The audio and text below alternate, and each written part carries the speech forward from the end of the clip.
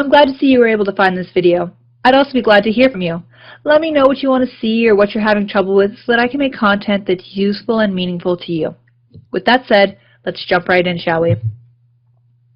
So our previous video was the lecture portion of this video, and it was on addition and subtraction. So we went over what is addition and subtraction when you're talking about the orders of operation, when does it actually occur. More importantly, what we were trying to do is focus on the methodology of being able to solve an equation.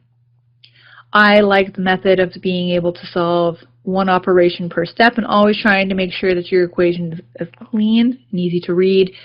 That way, whenever you have to go back and troubleshoot, it's a little easier to know where you were and what you did.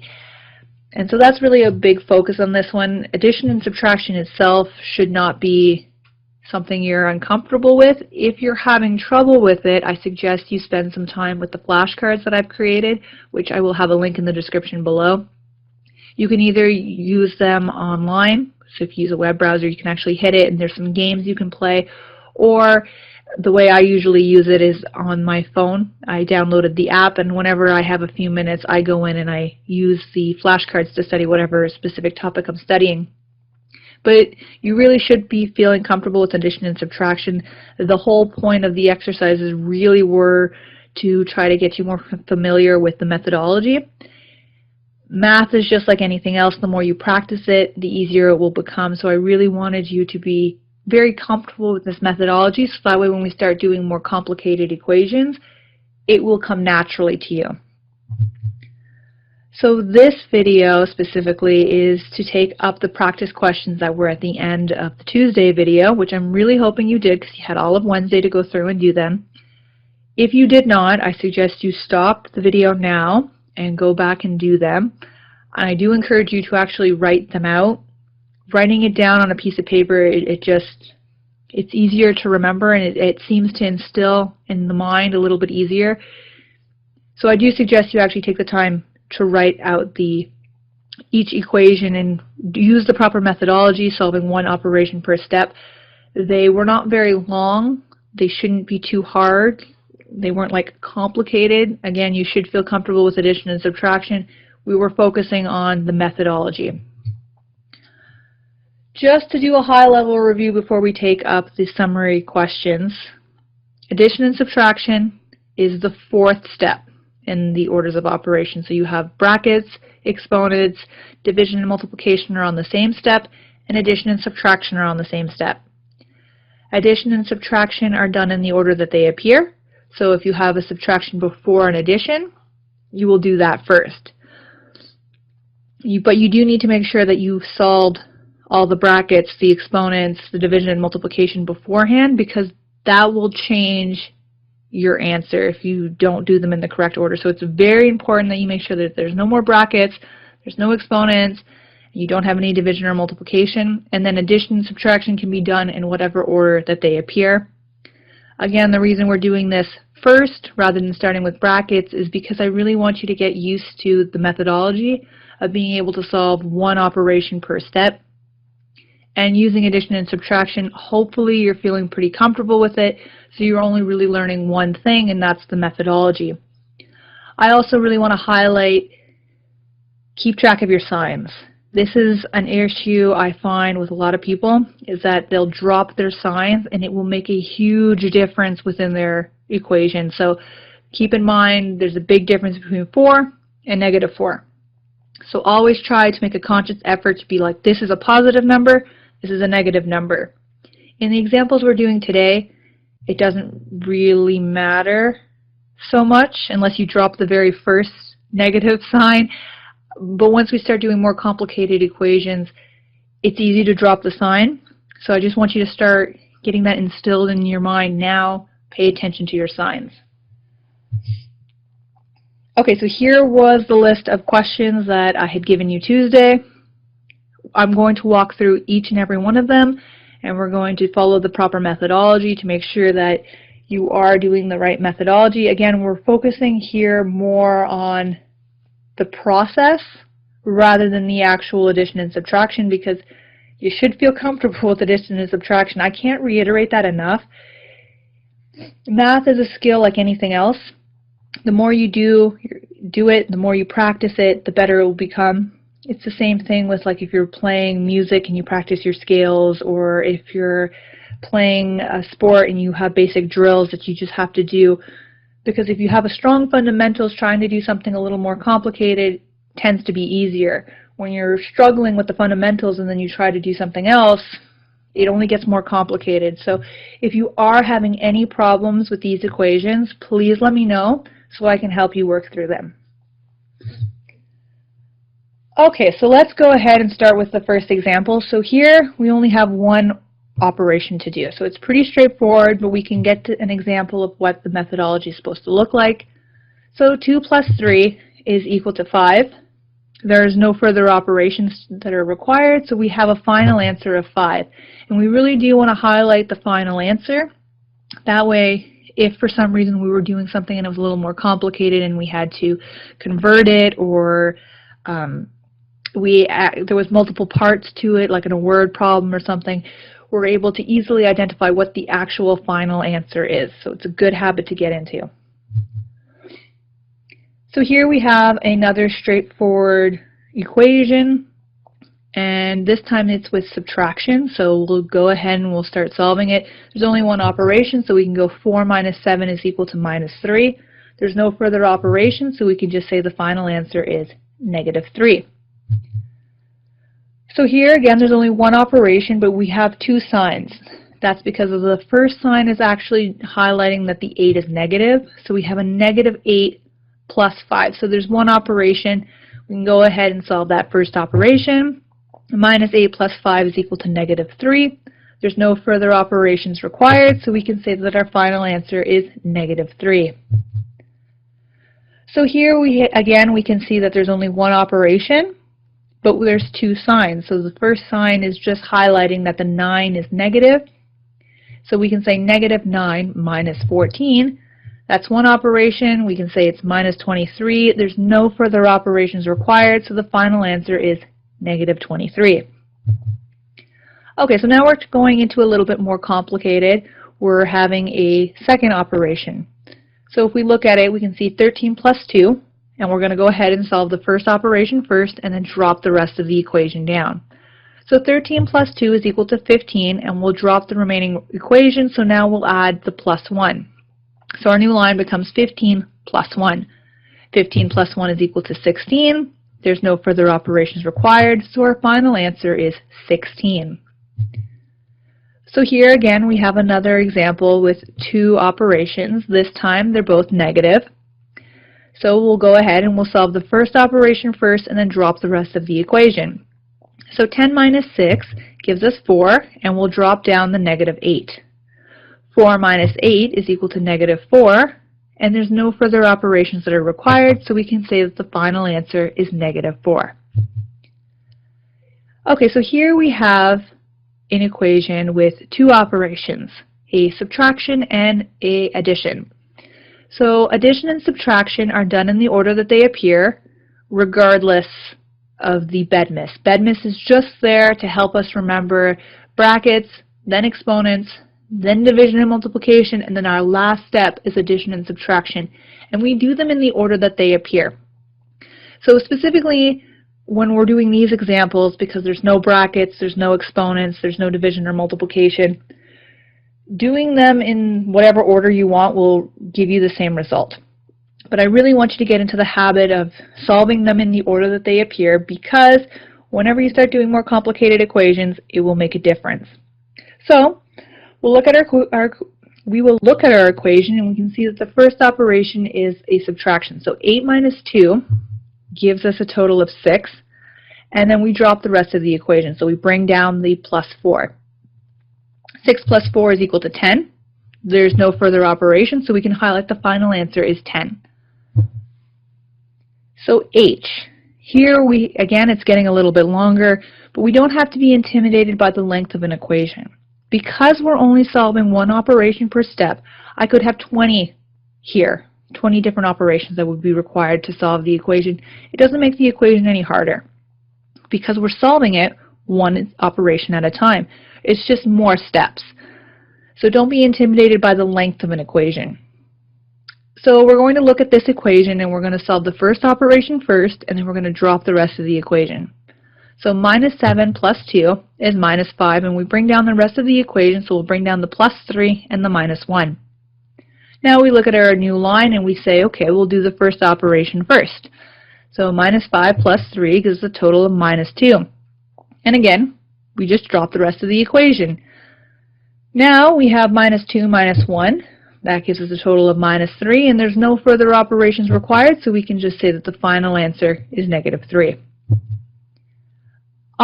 Here again, it's a little bit longer. There's the 3 operations, but we just solve them one at a time, dropping the rest of the equation as we go along.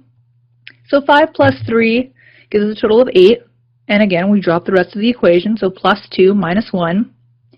8 plus 2 is equal to 10, and we drop the rest of the equation. 10 minus 1 gives us 9, and there's nothing left to do, so we can just highlight that the final answer is 9.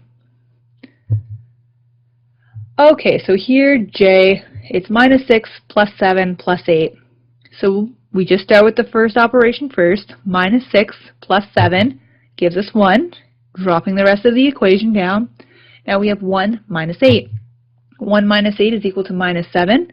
There's nothing left to do, so our final answer is minus 7. K, so we have 4 plus 3 minus 2 plus 4. Again, we're just going to solve the first operation first because there's no brackets, no exponents, no division, no multiplication, and we do the addition and subtraction in the order that they appear. So 4 plus 3 is equal to 7, and we drop the rest of the equation, giving us a new line of 7 minus 2 plus 4. 7 minus 2 is equal to 5, and we drop the rest of the equation down. 5 plus 4 is equal to 9, and there's no further operations required, so we can just say that the final answer is 9.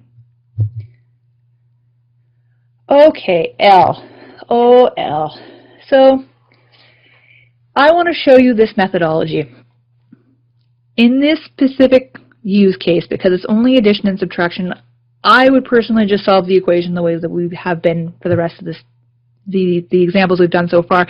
But I do want to highlight what it does. So what I want to do is I want to cancel out things that are the same rather than having to work them into the equation. And the reason I want to show you this is because when you start to have more complicated equations, it's a real time saver. For this case, I would be leery on it because you might drop a sign. And if you drop a sign, you're going to get the wrong answer. So be very careful when you're using this methodology. But I do want to show it to you now so you can have an understanding of how it works. So that way, whenever you see it in more complicated equations, it will make sense. So essentially what we're doing is we're looking for something that will cancel it out. So let's look at the equation and it'll make more sense. 9 plus 8 minus 9 plus 3 plus 1 minus 9. If we look right off the bat, we have a 9. And if we go down a little bit further after the plus 8, there's another minus 9. So we can scratch those two things out because essentially if we're adding 9 and we're subtracting 9, we're getting a total of 0. So they're not really doing anything anyway, so we can just cut them out of the equation and they won't hurt anything. So here, this is how I show it, because you always want to show your work so you know what's going on. So here we have the 9 and we have the negative 9. And I'm scratching both of them out, including the signs that are associated with them. Again, be very careful with your signs, and this is why in this case, when it's just addition and subtraction, I would be just solving it the normal way. But I want you to see that they balance out, they both equal 0, and so you can take them out of the equation. So what I did was I scratched them out, and now I want to clean up my equation because we don't want to have these 9s that we took out of the equation. So our new line becomes 8 plus 3 plus 1 minus 9. So now we just solve the equation like we normally would. 8 plus 3 is equal to 11. Drop the rest of the equation. 11 plus 1 is equal to 12. Then we drop the rest of the equation. 12 minus 9 is equal to 3. There's nothing left to solve, so the final answer is 3. So last time I'm going to harp about this. When you're trying to use the scratch out methodology, you have to make sure whatever you're scratching out gives you a net balance of 0. So if you're going to take 9 you have to take a negative 9. So you have to take both of them out. Remember to take your signs out, because if you leave a sign in, you're going to change your answer. We haven't really looked at what happens when you have two signs beside each other yet, but it drastically changes your results. So be very careful. Always remember, if you're going to take it out, you have to take both the positive and the negative. A good quick check is to take them both out and go, if I put just these two together, do I get 0? Also, only scratch one thing out at a time. If for some reason we had something else we could scratch out here, we want to do each one on its own line, so that way it's easy to track. Again, when we're doing it like this, when it's just addition and subtraction, it may not seem worth it to do this scratch-off methodology because it's a lot of extra steps. But when we start doing bigger equations and we can scratch off bigger chunks of things that are the same, it will seem useful, and it actually is useful. So I just want you to have a good understanding. Whatever you scratch out has to give you a net balance of 0. And that's enough of me harping on this. Let's move on to the next equation. Okay, so m is 10 plus 2 minus 5 plus 3. So again, there's no brackets, no exponents, no division or multiplication, so we can go ahead and just solve the first operation first. So 10 plus 2 is equal to 12, and we bring down the rest of the equation, giving us a new line of 12 minus 5 plus 3. 12 minus 5 is equal to 7, and we drop the rest of the equation down. 7 plus 3 is equal to 10. There's nothing else to solve, so our final answer is 10. N, we have minus 3, minus 5, minus 4. So we go ahead and we solve the first operation first. Minus 3 minus 5 is equal to minus 8, and we drop the rest of the equation. This gives us a new line of minus 8 minus 4. If we solve that, that gives us a total of minus 12. And there's no further operation, so we can just highlight that the final answer is minus 12. O is 9 plus 8 minus 3. 9 plus 8 is equal to 17, and we'll drop the rest of the equation. 17 minus 3 is equal to 14. Again, there's nothing left to solve, so we can just highlight that the final answer is 14. So P is a little bit longer, but we just solved the first operation first, and we remember to keep track of our signs. So it's minus 5 plus 17, minus 2 plus 16. First operation first, minus 5 plus 17 is equal to 12. We drop the rest of the equation. This gives us a new line of 12 minus 2 plus 16. We solve the first operation first, so it's 12 minus 2, that gives us 10, and we drop the rest of the equation. 10 plus 16 is equal to 26. There's nothing left to solve, so our final answer is 26.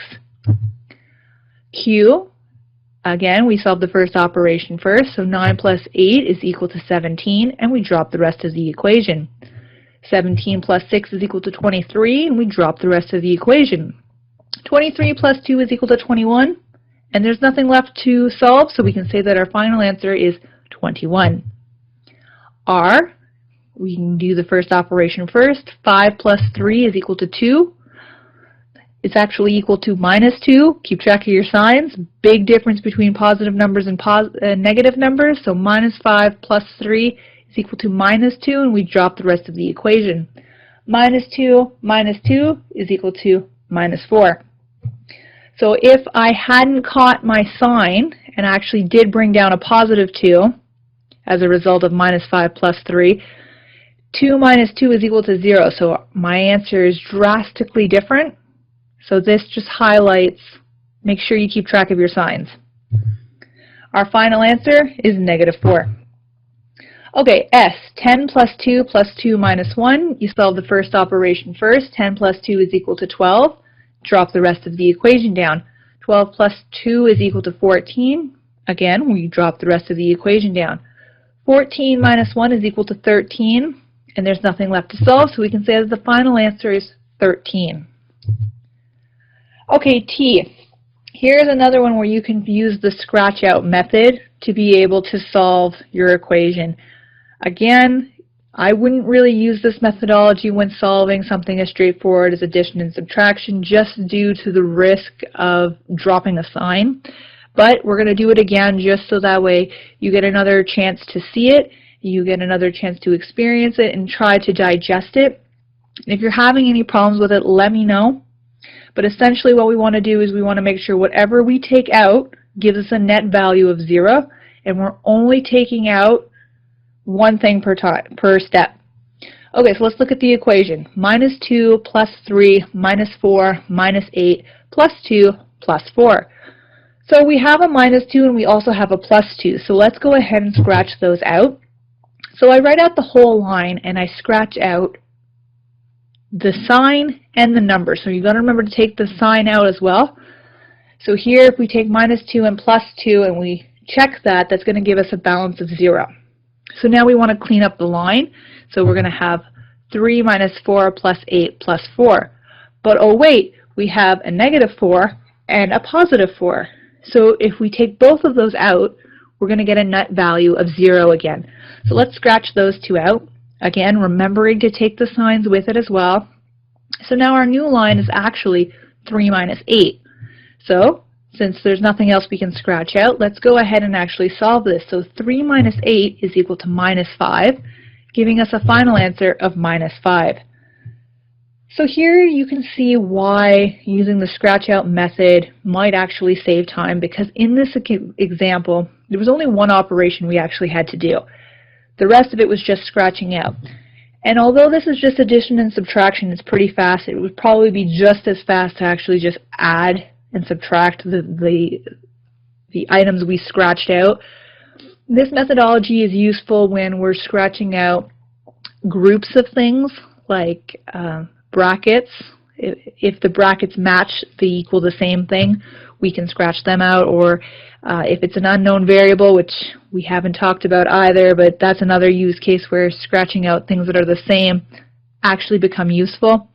So like I said, as we move into more complicated use cases, using the scratch out method, it can be really useful. Just make sure that whatever you pull out gives you a net value of 0, and that you really take the time to organize it correctly so that way it's easy to track. Okay, so let's just do a high-level summary of what we went over here. So addition and subtraction is the 4th step in the order of operations. It's the last thing you do. We were doing it first because I wanted to focus on the methodology of solving the equations. But addition and subtraction is the last thing you do. Also, they are done in the order that they appear. So if a subtraction comes before an addition, you will do the subtraction first. The only reason the A is before the S in BEDMIS is just for ease of memory. Also, you want to keep track of negative and positive signs. Dropping a sign can drastically change your equation. Like we did earlier today, I dropped the minus on the 2 on one of the examples. That would have given us a completely different answer. So do be careful with that. And if you had any problems with these exercises, please let me know. You should feel very comfortable with the addition and subtraction.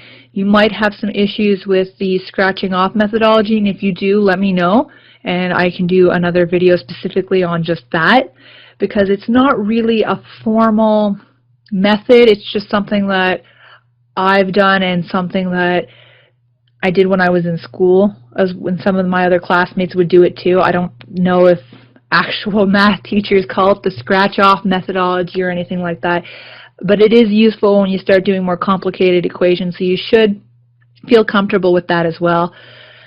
Like I said, math is one of those things that if you practice it, it will become easier. So if you are having trouble now, it's only going to get worse. So you really need to have a good handle on what's going on now. So if you are having any issues, please let me know. The next video in the video series is going to be the lecture portion of the working with signs. So this is where we're going to spend a little more time looking at positive and negative signs. And I did mention what happens when you have two signs that are the same. We're going to look at how to handle those scenarios next video. So I hope you tune in for that. With that said, you know I love to hear from you, so if you have any questions or any future topic ideas, please let me know. You can reach out to me in whatever channel suits you best, or you can leave a comment in the comment section below, and I look forward to seeing you in the next video.